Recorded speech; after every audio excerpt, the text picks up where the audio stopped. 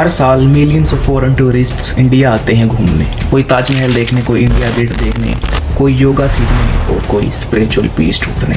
उनके Instagram captions होते हैं इंडिया चेंज्ड माय लाइफ। लेकिन इसके पीछे एक डार्क रियलिटी भी है जो ज़्यादातर लोग नहीं देखते। एक ऐसी कहानी जिसमें इंडिया का कल्चर एक्सप्लॉइट होता है, एनवायरनमेंट डैमेज होता है और लोकल्स अपने ही देश में सर्वेंट्स की तरह फील करते हैं।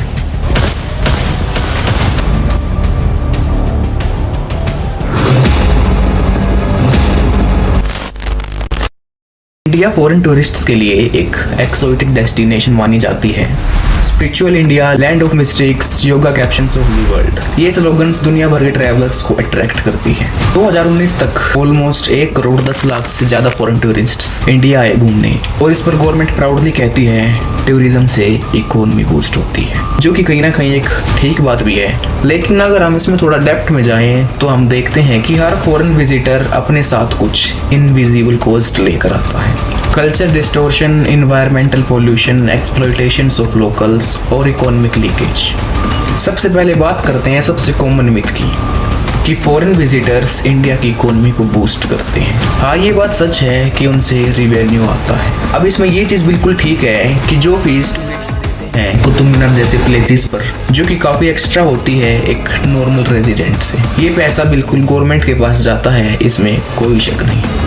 पर उसके बाद सच ये है कि foreign tourists mostly international hotels जैसे मैरियट, हायट में रुकते हैं जिन्हें लार्ज कॉरपोरेशंस ओन करती हैं। वो पैसा लोकल इकोनॉमी में नहीं कॉरपोरेट्स अकाउंट में चला जाता है, जो प्रॉफिट बाद में रिपेट्रिएट होता है एब्रॉड।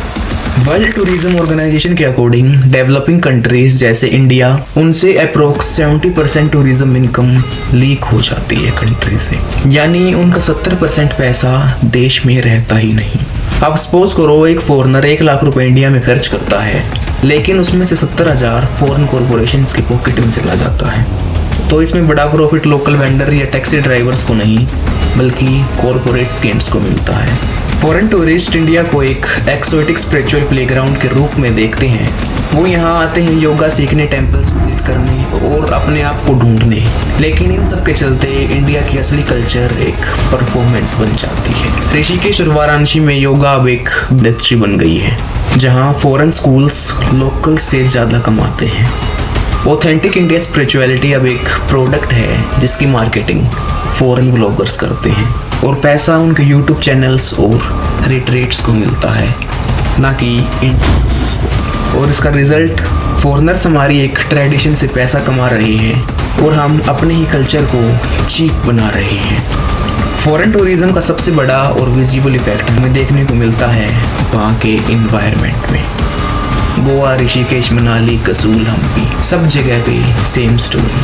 गंगा के बैंक्स पर ऋषिकेश में कैंपिंग और बोनफायर से फॉरेस्ट फायर बढ़ते जा रहे हैं इनकी वजह से।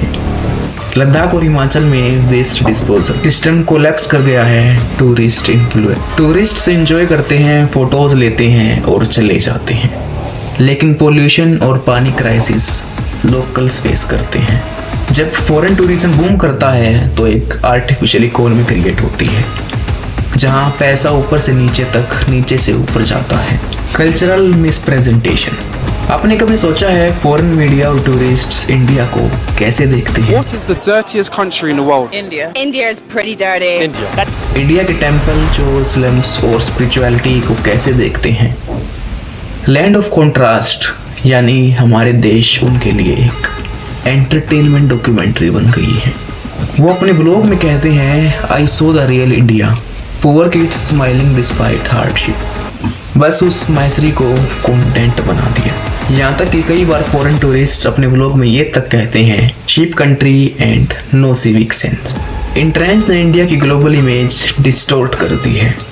अब फॉरेनर्स हमारी कंट्री को एक चीप स्पिरिचुअल पॉवर्टी एक्सपीरियंस के रूप में देखते हैं, ना कि एज अ ग्लोबल पावर और इनोवेशन हब में। ये सॉफ्ट कॉलोनिज्म है कल्चरल के थ्रू। अब यहाँ पर बिल्कुल गलती उनकी भी नहीं है, क्योंकि कई बार इंडियंस ऐसी चीप हरकत कर देते हैं उनके साथ। हेलो, हाय।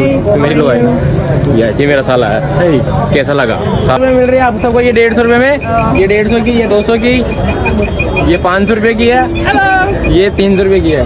300 में जिस पर वो इन चीज़ों पर गुस्सा होकर रिएक्ट करते हैं।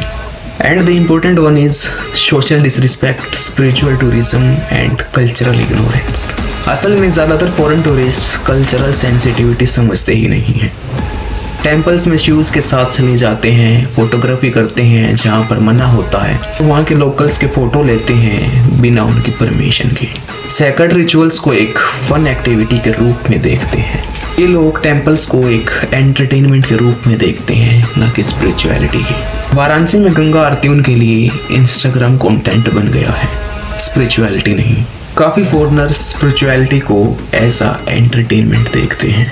Next and the very dangerous one is drug tourism, hippie legacy that never ended. Goa और हिमाचल की हैपाई ट्रायल अब भी अलाइव है। फॉरेनर्स आज भी चीप रेंट और रिलैक्स लॉज के साथ ड्रग ट्रेड और पार्टीज के लिए इंडिया आते हैं। कसूल तो सुरमाला जैसे प्लेसेस पर टूरिस्ट ओपनली कैनवाइज और चरस यूज करते हैं। And the another important one कि हमारी कॉन्विन पर डिपेंड है, जो कि बिल्कुल रियलिटी नहीं है। उनकी ड्रग हैबिट्स की वजह से लोकल यूथ भी सेम कल्चर फॉलो करने लगता है और एजुकेशन और ट्रेडिशनल हुड से इंटरेस्ट खोने लगता है। ताजमहल, हम्पी, कुतुब मीनार, फतेहपुर सीकरी, इंडिया गेट, इन जगह पर हर साल लाखों फॉरेनर्स विजिट करते हैं। हमारा इसमें उनकी एंट्री फीस ज़्यादा होती है एक नॉर्मल रेजिडेंट से, पर उससे होने वाला डैमेज भी ज़्यादा होता है। हाई ह्यूमिडिटी, फूड ट्रैफिक और पॉल्यूशन मॉन्यूमेंट्स को वीकन करता है। एएसआई को हर साल करोड़ खर्च करने पड़ते हैं रिस्टोरेशन में, यानी हमारी हेरिटेज उनके एंजॉयमेंट के बदले डेटोरेट होती जा रही है। और आयरनी, ये मॉन्यूमेंट्स हमारे एंसेस्टर्स ने बनाए थे, लेकिन उनकी मेंटेनेंस आज उनके एक्सप्लॉयटेशन से फंडेड है। फॉरेन टूरिस्ट्स की वजह से काफ़ी ज़्यादा प्रॉब्लम्स फेस करनी पड़ती है लोकल्स को। अब इसमें ऐसी बात नहीं है कि हर फॉरेनर टूरिस्ट ऐसा ही होता है या फिर हर फॉरेनर टूरिस्ट एक्सप्लॉइट करता है। काफ़ी सारे अच्छे टूरिस्ट भी होते हैं, जैसे आप ये देखो एक बार।